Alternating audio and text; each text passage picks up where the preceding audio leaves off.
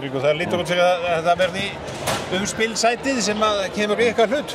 Já, það bara, við endum í 7. skilst mér og við bara tökum því, auðvitað, svona í fyrri hálfleik hérna, þá leit þetta ágætlega út, en við héldum ekkert í val nema í 30 mínútur og þetta var fínn fyrri hálfleikur, en síðan náttúrulega bara keyrðu Valur yfir okkur, en jú, við bara erum í þessu 7. sæti, okkur var spáðandi 7. sæti og við vildum ná því komast í þessu úrslit, það eru 6 lið sem komast í úrslitakeppni, svo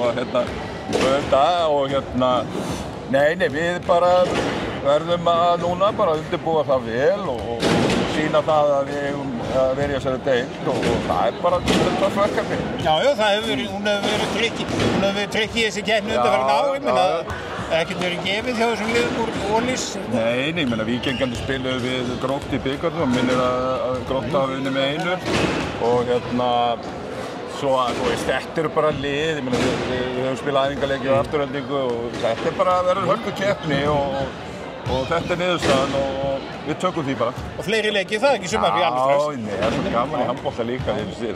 Það er auðvitað gott að við fáum fleiri leiki, en eins og ég segi, ég vil hrósa stelpunum í dag fyrir bara sérstaklega fyrri hálfleikinn að það var svona kraftur og þor í þessu, en það er náttúrulega fjaraði svolítið undan þessu og Valur er bara líka langbesta lið, mjög sterkt lið, eins og allir vita, en við bara, eins og ég segi, við erum ennþá í baráttunni og það er bara gaman.